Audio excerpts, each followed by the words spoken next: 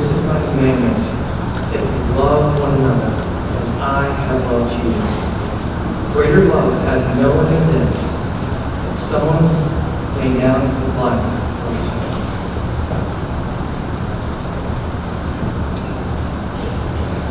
You may be seated.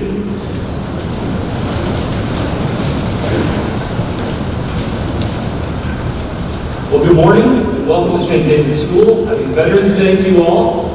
We're excited for today, and we're grateful to have you all joining us this morning. My name is Matt Hilligast. I'm the head of school here at St. David's, and let me be the first to issue a very warm St. David's School welcome to all of our United States military veterans with us this morning. Will you join me in welcoming them today?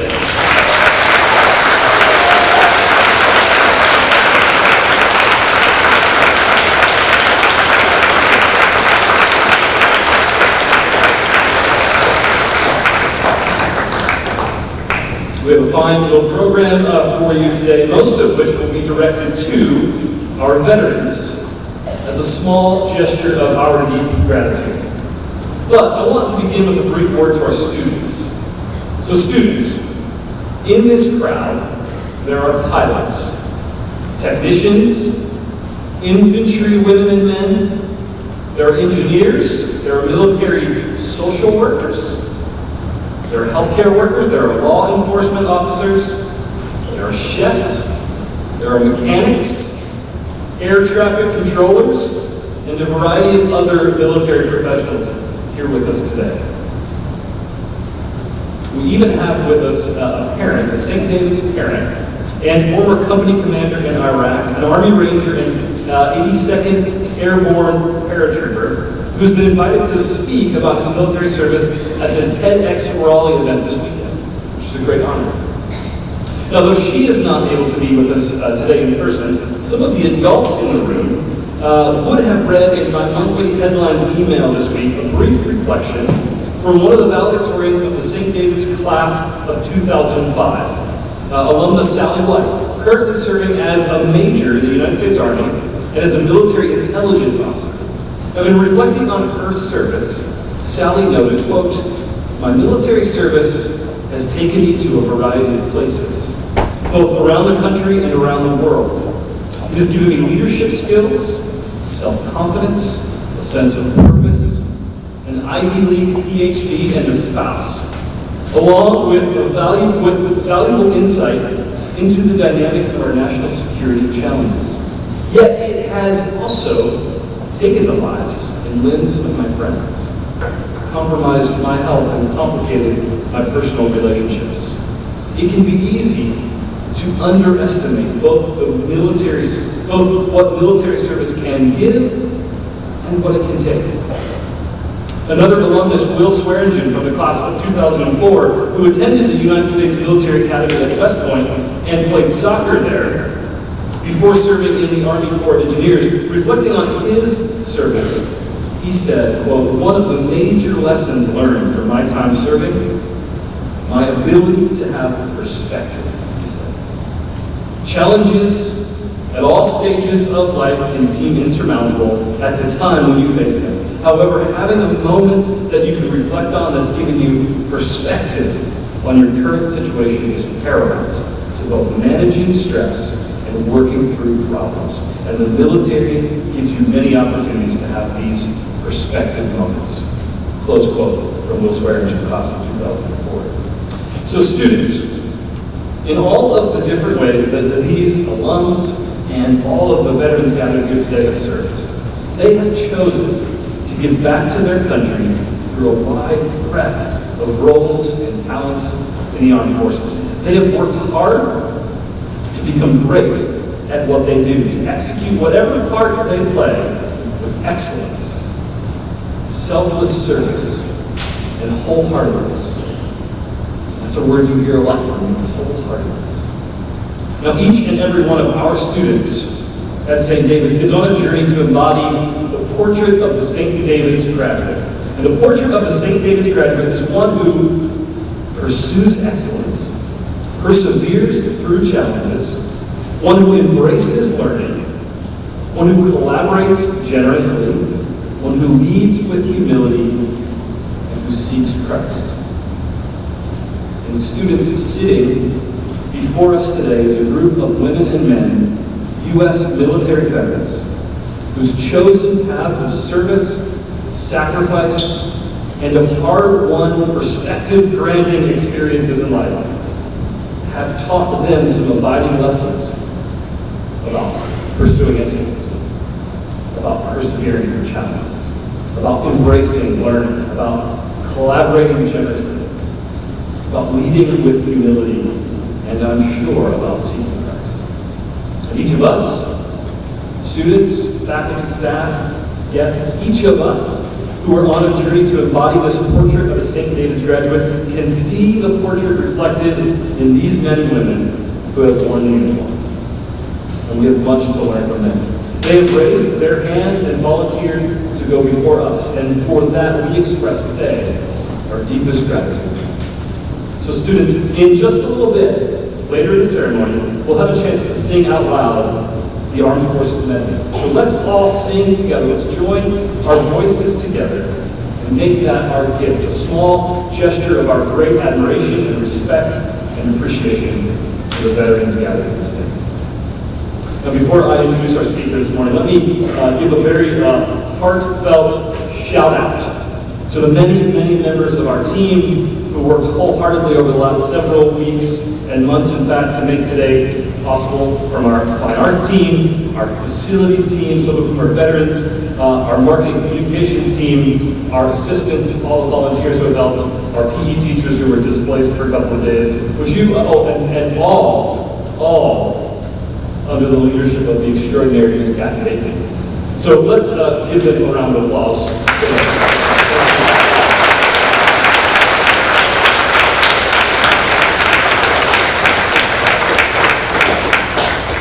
Our first speaker this morning is Commander William M. Senna.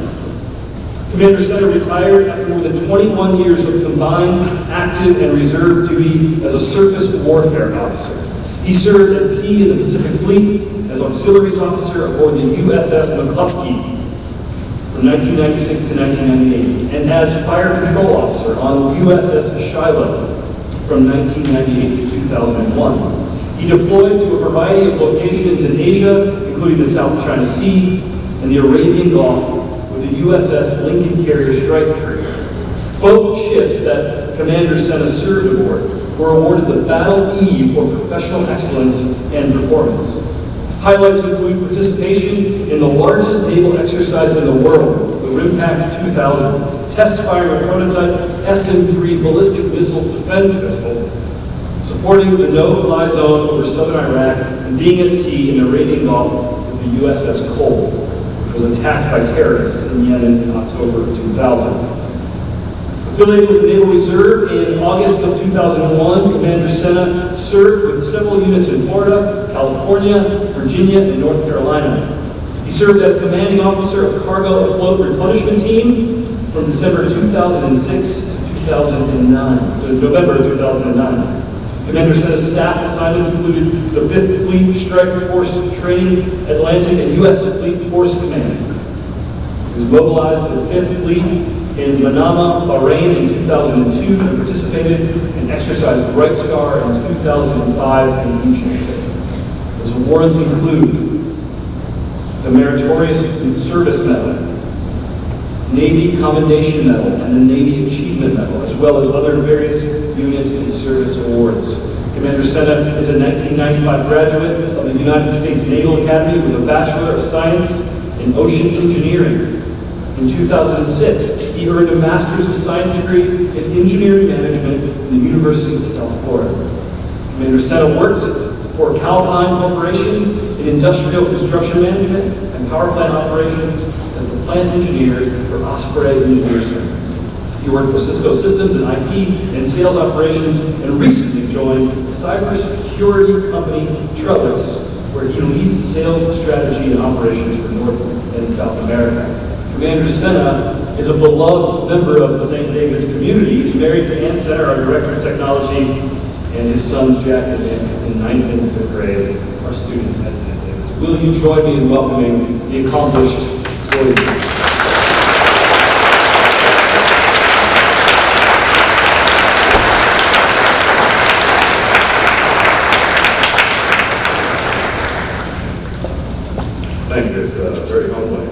one thing to read your bio. It's a completely different thing to have it read in front of a lot of people. So,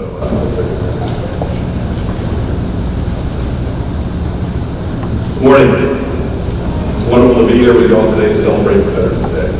It's a meaningful day for me because service for the people of our country is a worthy and noble pursuit and one that has been very rewarding for me.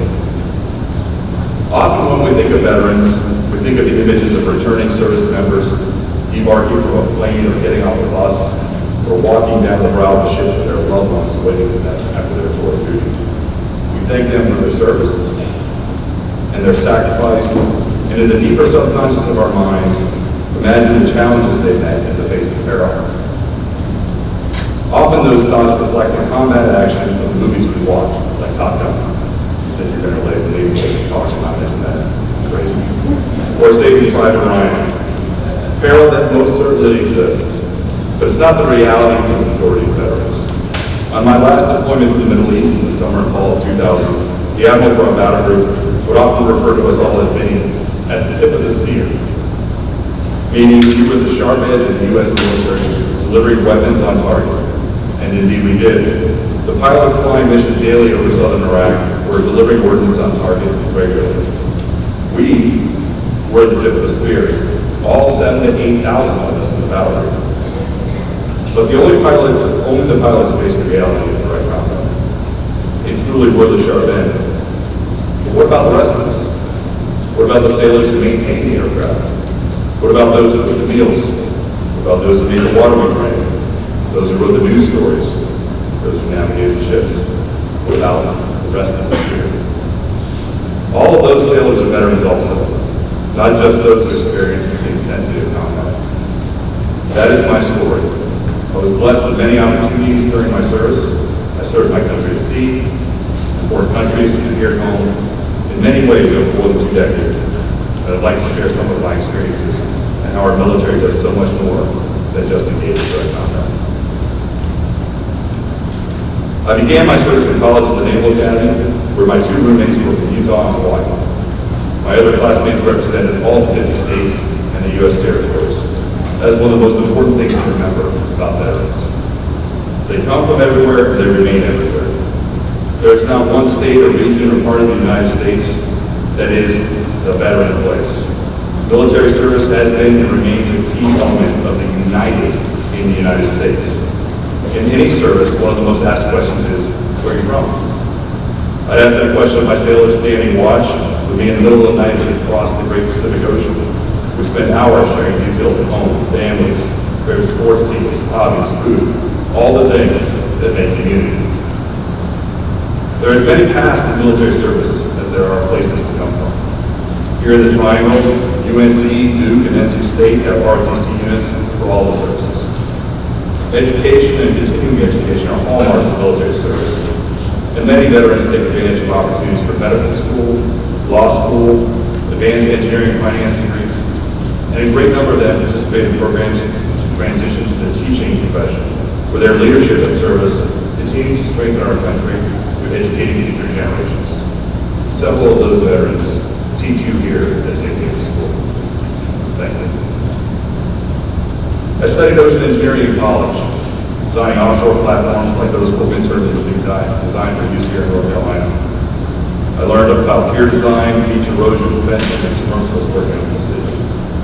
But the military services value all types of education: languages, foreign affairs, political science, and economics, with just a few degrees that find a direct relevancy to military service.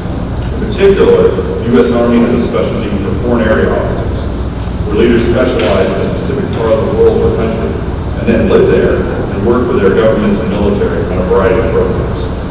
This is not just a specific job, it's a distinct career field. In another career field, the Army Corps of Engineers operate thousands of dams around the United States, including the dams for Jordan Lake and Falls Lake here in Raleigh. They maintain thousands of levees to control flooding, and the Army Corps is the 5th largest producer of electricity in the United States. In my own service in the Navy, only half of the officers are involved in the warfare areas, and the other half are involved or dedicated to specific disciplines. So lawyers, you may be familiar with the term JAG, it's another TV show. meteorologists, human resources, doctors, nurses, public affairs, dentists, supply corps, and finance. I believe we have several supply corps officers here today. Engineering duty specialties, the medical service corps, that's half of all the officers. All of these professionals, all of these veterans are the rest of the spear. They ensure that the sharp end of the spear is equipped and trained and prepared for when it is needed. These veterans play as important a role in achieving our national security objectives as the infantry soldiers we so often think of. So let me get back to my first trip to Japan. I was fortunate to live in Japan for half a year before my shift changed on course back to California. I was able to explore Tokyo on multiple weekends, and I was able to visit the original Ground Zero in Nagasaki. It was very good. I also had the opportunity to see several parts of Asia, including Japan, Korea, Singapore, the Philippines, Thailand, Indonesia, Hong Kong, and Malaysia. My second ship, I added Canada, Mexico, United Arab Emirates, Bahrain, and Australia to the list of countries I visited. My favorite memory is in Kota Kinabalu, Malaysia, on the island of Borneo, where we took a whitewater rafting trip down the major river that flows from Mount Kinabalu, which peaks at 13,435 feet. It's massive. There were no roads. We traveled an old open-air train that leaked oil from the jungle, but the misty jungle valley views were breathtaking and I'll never forget. Most port visits, some part of the crew would participate in community relations projects, which usually meant helping to repair a painted orphanage or a school. The intent was to spread goodwill and engage with some part of the local population when not in uniform, so that they could get to know American people. Veterans get so many opportunities to experience other cultures outside of the normal tourist locations. That is, in fact, a very important function of the military, that of forward presence, which includes all of our forces stationed overseas as a means of furthering U.S. interests. Many times we would sail to a particular part of the world or visit a city to show the flag and remind other countries that we were there. Simply by being present and participating in exercises or visits, the military achieves national objectives without combat. That is a noteworthy, if not always dramatic, contribution of our veterans. My first Navy Reserve unit was a component of the 5th Fleet staff in Bahrain in the Arabian Gulf. We supported a variety of initiatives and military exercises in the Middle East, and I was fortunate to participate in one of the largest called White Star 2005 in Egypt. One of our primary objectives was to begin to shift Egyptian military strategic planning from large conflicts to smaller security operations against terrorists. During my second trip to Egypt, I witnessed what would be the final election for President Hosni Mubarak. On both visits to Egypt, we were escorted by armed guards for protection, even when we went to see the pyramids. And the conditions that led to the Arab Spring were evident even then, 5 years before it began and spread across the Middle East. It was exciting to be in a place with such a rich history, thousands of years of history, and to see a new history unfold, and I will forever treasure my service there. When I moved back to California later in my Navy career, I was honored with command of several units that specialized in underway replenishment of ammunition and other cargo from civilian and support ships and warships. So I had to take one here, and my wife said I need to explain underway replenishment. So if you're going to go to the grocery store, you go to Air Scanner, you go in, you get your groceries, you come out. But if you're going to do underway replenishment, there's a Air Scanner truck going down Capitol Boulevard. You pull up 2 lanes away, you have a zip line between the truck and your car, and you send your groceries down through the window. Okay, that's underway replenishment. You can do that for ships, but we specialize not in groceries, although we did that in fuel, but in ammunition. This is responsible for aircraft that we send aircraft. Right, so my wife likes to summarize that job as hold the bombs, don't drop the bombs. After I explained my job, that's what she said. It was kind of undercut me. Like pride I had there. So okay. So the opportunity for leadership permeates the military experience at every level. This is something somewhat unique to the United States military. We push leadership responsibility and authority as far down the chain of command as possible. It builds upon the character of our nation as independent and self-directed people and provides the real strength of our military. The ability for sailors, soldiers, airmen, and Marines to take the initiative to accomplish the mission. Very important. Leadership is taught, experienced, reinforced, and revered as a core element of military culture. For veterans, this extends beyond their service as they become leaders in society, whether it's in schools, in governments, or in business. There are countless examples of business and civic leaders who are veterans. One of my favorite is Jack C. Taylor. He's the founder of Enterprise Rent-A-Car. He was a Navy fighter pilot in World War II. And he took the leadership lessons he learned while flying off the aircraft carrier Enterprise, and created a culture of Enterprise Rent-A-Car embodied in this credo. Take care of your customers and employees first, and profits will follow. I've known several people who started their careers at Enterprise. It remains a great place for young professionals to learn business fundamentals and leadership.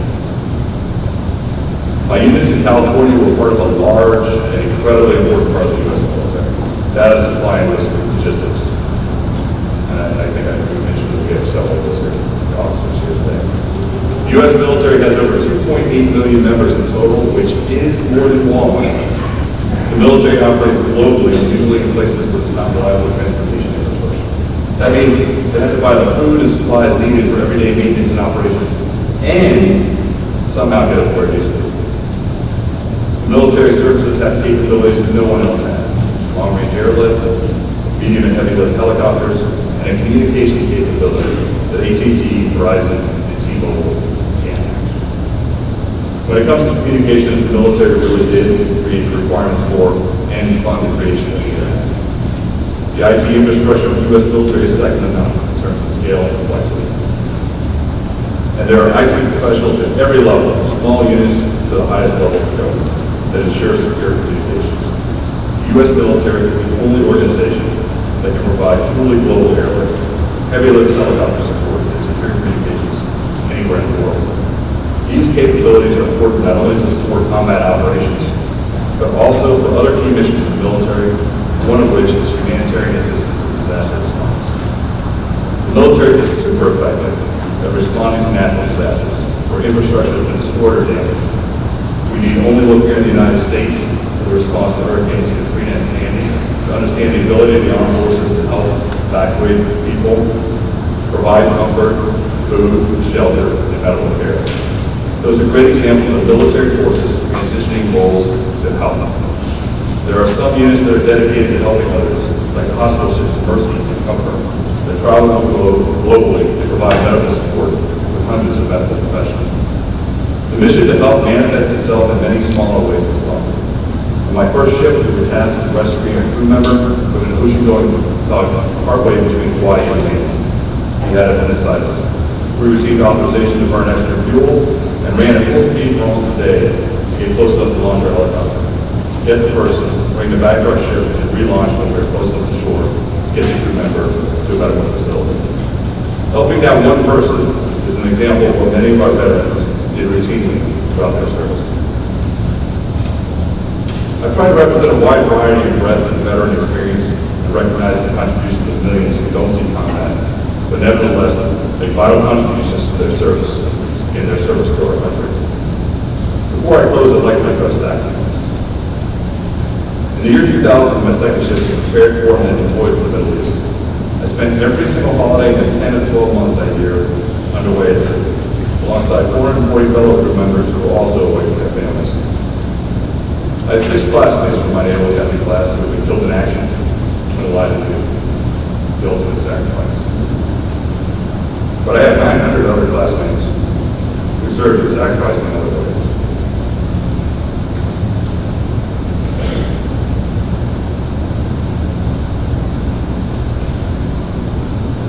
Our flag has 3 colors, red, white, and blue. We always begin with red, representing hardiness and valor. That would include the valor of the battlefield. But let us not forget the white that signifies purity and innocence, or the blue that signifies vigilance, perseverance, and justice.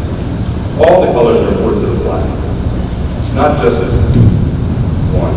Justice is service of every veteran who contributes to our collective freedoms. The United States has 3 holidays to recognize the military. Memorial Day to remember those who died, Armed Forces Day to celebrate those currently serving, and Veterans Day to recognize the almost 19 million men and women today who are serving.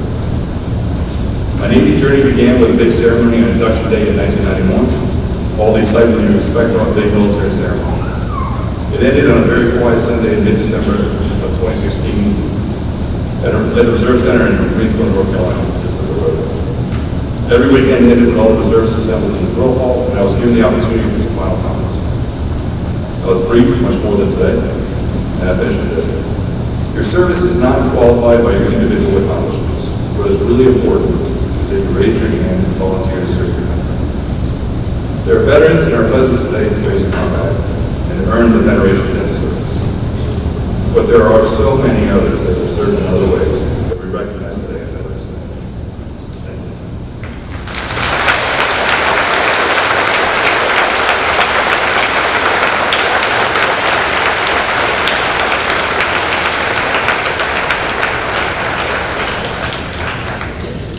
Gracious God, we give thanks for military men and women, both from the past and present, and for their courageous service and sacrifice to our country and its people to secure the blessings of life, liberty, and justice for all. May our remembrance be a timely reminder that our freedom was purchased at high cost and should not be taken for granted.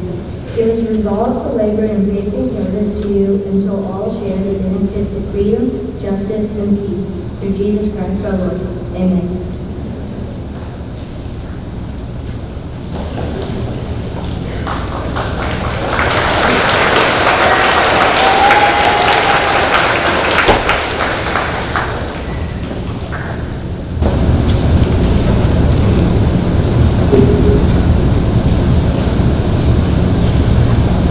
Good morning, and thank you for coming to the St. David's School Veterans Day ceremony. My name is Nick Sona. I am a 5th grader here at St. David's. I am the son of a retired U.S. Navy commander, grandson of a retired Marine Staff Sergeant and Navy commander, nephew of a current Navy captain stationed in Naples, Italy, and great-grandson of an Army private served in World War II and 3 Purple Heart medals, and me, a future service member. The Air Force, the Navy, the Army, the Coast Guard, and the Marine Corps, made up of brave men and women who served our country and did it with selflessness, obedience, humility, and faithfulness. These men and women made sure that not only our country could be free and enjoy liberties and rights, but so others could do the same things we do now. It's almost unfathomable to think of the commitment of the service members who fought for strangers, but did so to uphold the fight for freedom. Their commitment to their country, our country, America, the great big hope for all to see is inspiration. The veterans that are here or anywhere made that happen. And preserve it to this very day. So thank you for serving your country and doing so with bravery, selflessness, and obedience. We honor you today and on this day forever. Thank you for your service.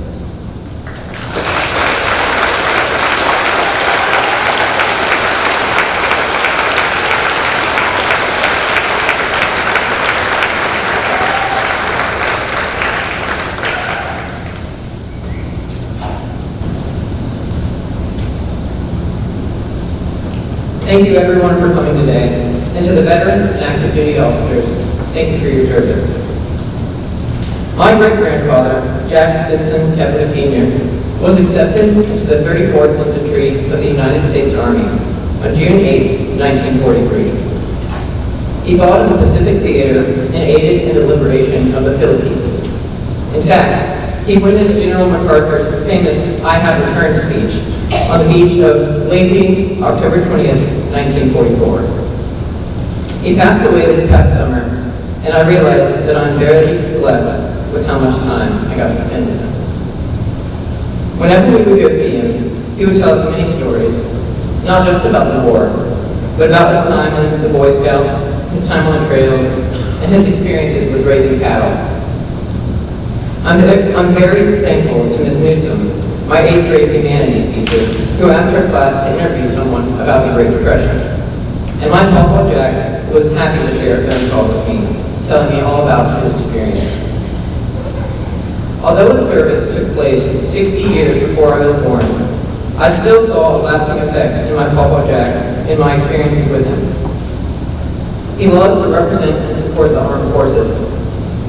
In 2019, my grandparents brought him on a 2-hour car drive to this ceremony, the last time we were all gathered together here in this gym for this service. He brought his uniform with his staff sergeant stripes, Bronze Star medal, and his great smiling face with him. I remember being ecstatic about getting to play in the wind ensemble for him, as well as all our other veterans. He was really touched by this, and while we don't get a day off today, I know, and I want all the students here to know, that this service is definitely worth it. Recently, one of my Papa Jack's multitude of scouts found out that he is in the same division that my Papa Jack was in during the war. My Uncle Al flew him down to Columbia, South Carolina, and he spoke to the 34th Regiment there. The next time I saw him, he couldn't wait to tell us how he was able to share his story with some of today's Army and how they honored him there. He was able to feel a brotherhood that joins him across time with others of his own regiment. When he came home from the war, he spent the rest of his life for domestic service to the community. When he passed away, he had been a continuous member of Scout Troop 448 for 85 years, a Scoutmaster for 41 years. He was an active member of the Lions Club and the Methodist Church, and he was awarded the Order of the Long Leaf Pine in 2018. My great-grandfather served as an example of a good citizen to be emulated and admired. We are called every day to fulfill our duty as citizens and Christians. For my Papa Jack and all the veterans and active duty officers here today, that meant going into the armed forces and defending our country from evil. But for those who are not well suited for that line of duty, you can find other ways to serve our country and our community.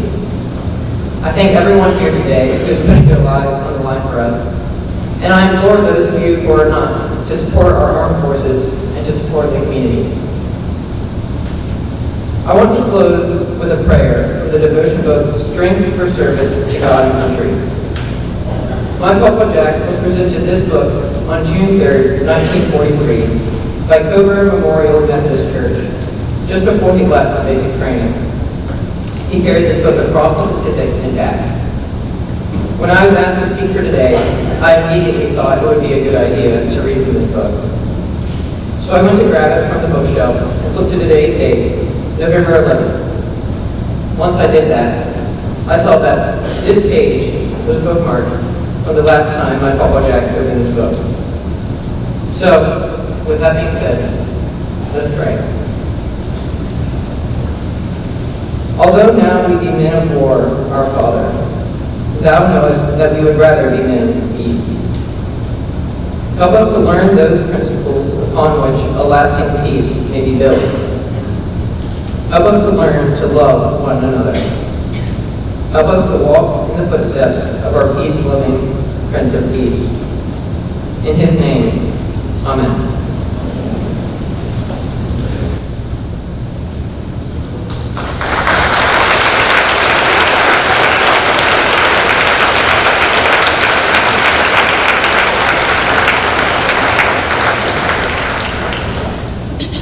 Thank you, Isaac. Thank you, Nick. Thank you, Campbell, and thank you, Commander Simon.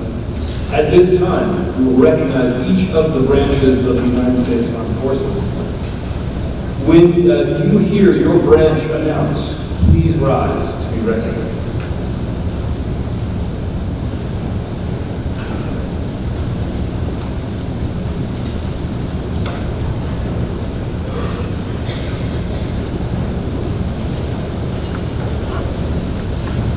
By the way, students, this is your moment. All right, sing out loud as our gift to the veterans.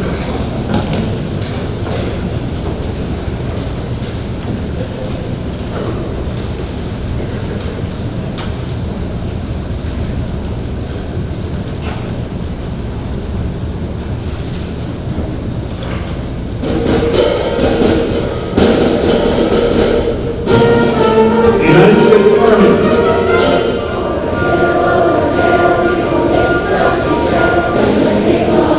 Rolling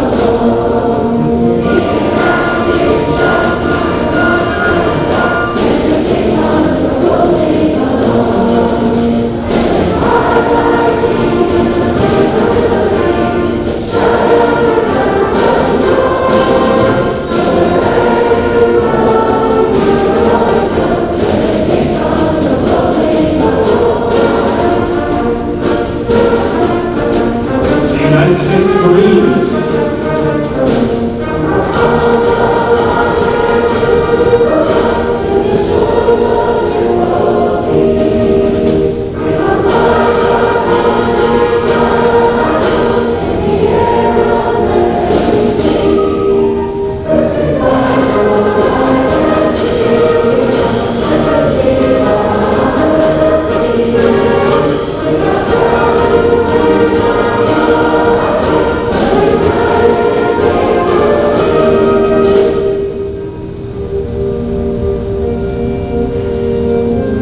United States Navy.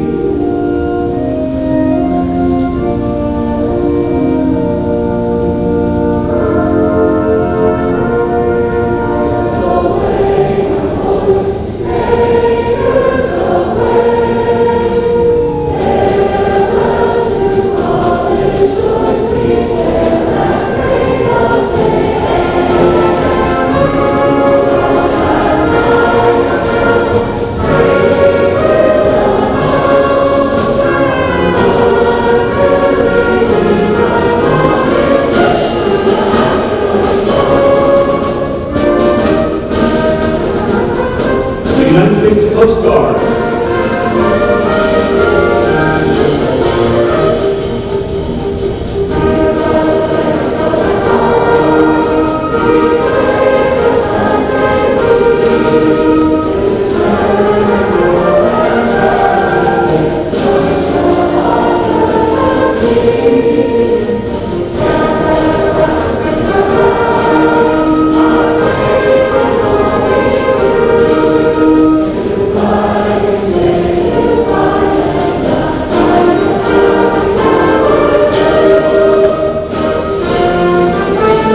The United States Air Force.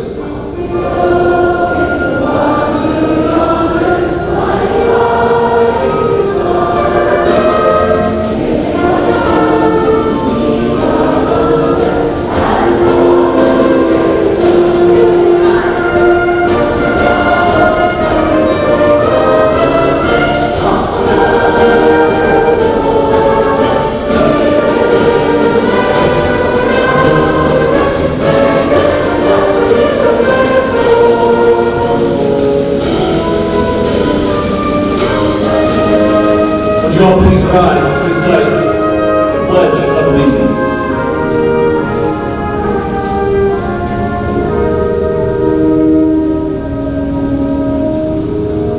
I pledge allegiance to the flag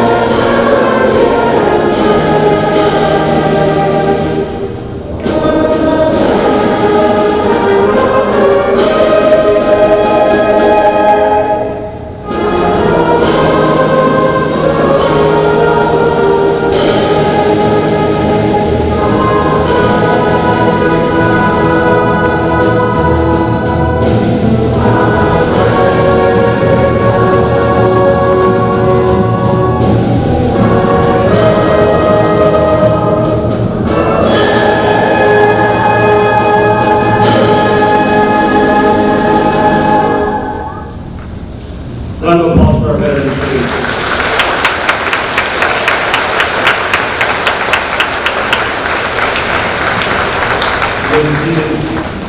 In just a moment, we're going to recess, and we will follow our veterans out. I want to just say one final word of thanks to everyone for joining us today and for everyone who helped make today happen. And I want to say one final word of thanks to our veterans for all of your service, for all that you have to teach us, for the love that you share to those who are sitting around you. Thank you for being with us today. Thank you for being an example. We are grateful for you at St-Davids School. Students and faculty and staff, join me once more in thanking our veterans.